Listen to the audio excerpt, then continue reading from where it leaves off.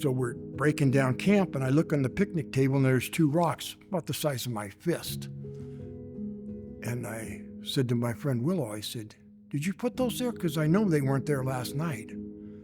And she said, "No, I thought you did." And I go, "What?"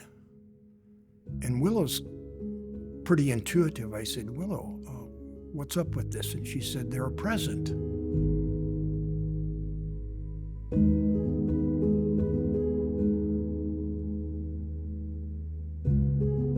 My name is Hans, and I live in Gresham, Oregon. I have a friend who was breaking up with her boyfriend, and her name is Willow. And she called me up and was telling me that she was breaking up with her boyfriend, and they had planned a camping trip to Mount Adams in the spring. And when she was telling me this whole thing about breaking up and having this trip, and she still wanted to go, I knew right away. I go, "Oh, she called me because she knew I'd been up there a few times before and was familiar with the area." And I said, before she could even ask me, I said, "Well, I'll go with you." So we planned this trip. And it was early spring. We drove up, and I usually camp on the east side in the Yakima Indian Reservation. I don't know if you're familiar with that area. There's a place called Bird Meadows up there, Bird Meadows Lake and Bird Meadows. It's one of my favorite hikes on the mountain. So, like I said, it was early spring.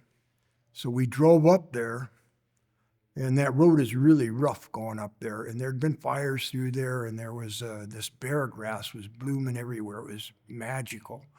But the gate was closed to the reservation.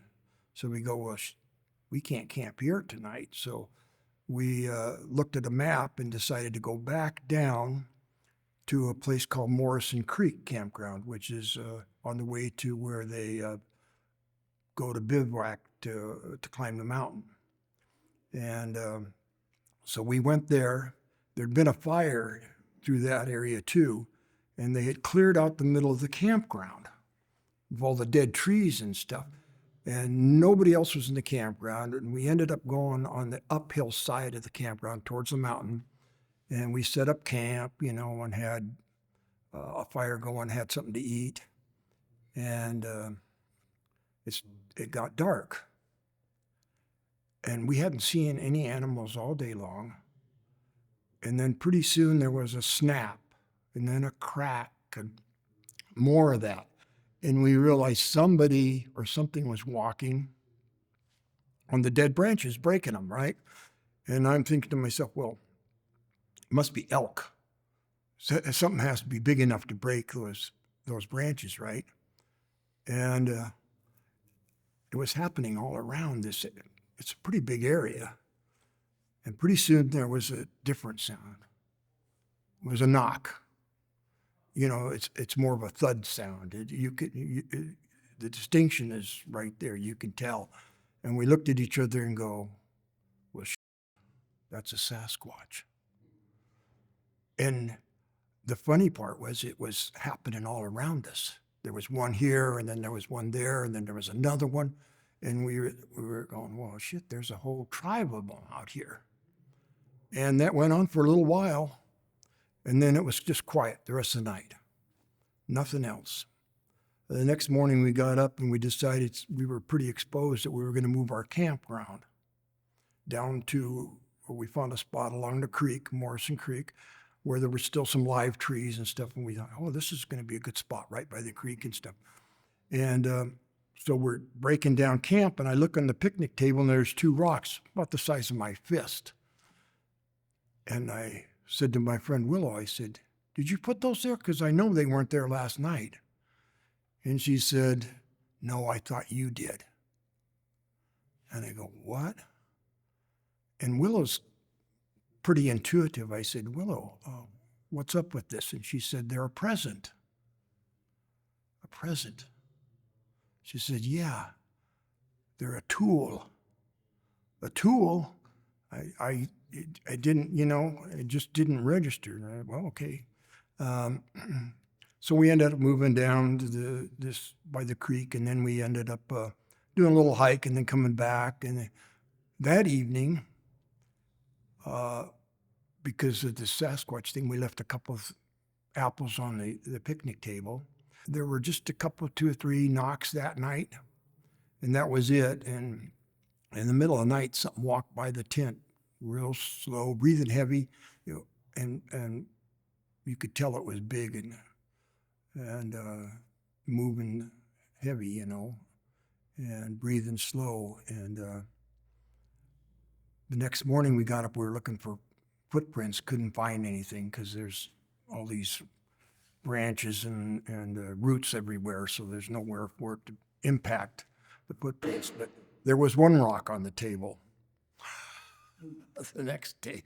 So I go, well, that's really strange. And so, we left and went back home. And a couple weeks later, I have a friend who lives in Grants Pass who invited me to come down for her birthday party, and that was in the first part of July. And so I said, well, yeah, I'll come down. And so I show up down there, and she has a really good friend named Willie Whitefeather. And Willie Whitefeather taught the military survival skills, Native American. And he was quite the character. I felt like I'd won the lottery by meeting this guy. He had white hair, and he had written a children's book on survival. And Willie, he was quite a character. Like I said, I felt like I'd won the lottery just by meeting. When you meet somebody like that who has all those experiences, and he was carrying a crystal in his pocket, and I told him my story. And he said, well, when a native child is born, we go out and we look for a rock. And then we take that rock and we find a sapling tree, and we put a slice in the sapling tree and we stick the rock in there. And then when the child reaches a certain age, a maturity, then we go back. Now the tree is growing around the rock. So we cut it like 6 inches above and about an elbow's length below. Now you have a tool. So I got my answer for the tool thing. I had no idea. About 3 years ago, I had this dream about them. And I could feel that they were somehow, our hearts were connected, but my heart and the Sasquatch. And it was really bizarre because, at first I was I was asleep, and then you're kind of in this dream state, and I could still feel it. And I'm going, is this real? What is going on here? And I woke up, it was still there. It was this energy connection. It was very strange. And the message was, it's time. And they also said they know where all the crystals and the gold are in the mountains. And that was it. But I don't know, since then I know people who've had experiences since then and talked to them. And yeah, it's pretty interesting, isn't it? We're Native Americans, everything's their brothers and sisters and their ancestors. There's no disconnection. They're always connected to the other worlds and to the trees and the plants and and we've lost that. And we used to be that. We all did. But it's coming back, which is wonderful because the natural world is what's going to save us. It's not man necessarily and greed. It will be us, nature, taking care of nature and each other. That's all we got to do. Just take care of each other and the planet. They're multidimensional. The first person who told me that was my first father-in-law. He looked like Einstein. He was working on free energy. He studied religions and philosophies his whole life, and he was my first real great teacher. I was really, again, fortunate enough to have people in my life who were thinking outside the box. And he told me years and years ago, he said, yeah, they're multidimensional. They can go in and out of dimensions. And now you hear it all the time. Everything happens exponentially, so it square roots itself, energy and whatever is going on, knowledge. I mean, look at what's happened in this world in the last 50 years. We got these little computers that you hold Dick Tracy had this little, that wasn't that long ago when you think about it in the timescape and of course now we're finding all this information about other civilizations that have been here. The natives have all these stories of extraterrestrials and there's so much depth to everything that what we think we know is just a small fraction of what is happening out there. But all the doors are starting to open up really quickly because that's part of the growth of the consciousness of everybody too. People I know are having more experiences. More people I know are going out camping. Of course, there's more people, and there's more people with cameras and stuff, so we're getting a lot more evidence. So it's just a matter of time. I think if our consciousness becomes, because I just found out that, just recently that apparently they live with the Yakimas, that they lived in harmony with each other. They lived in the villages together. They foraged together. There was no disconnection. It was like, this is family, and it is. We're all family. So it's wonderful to see that part of it. You look at the other things that are happening in the world, and it's almost doom and gloom.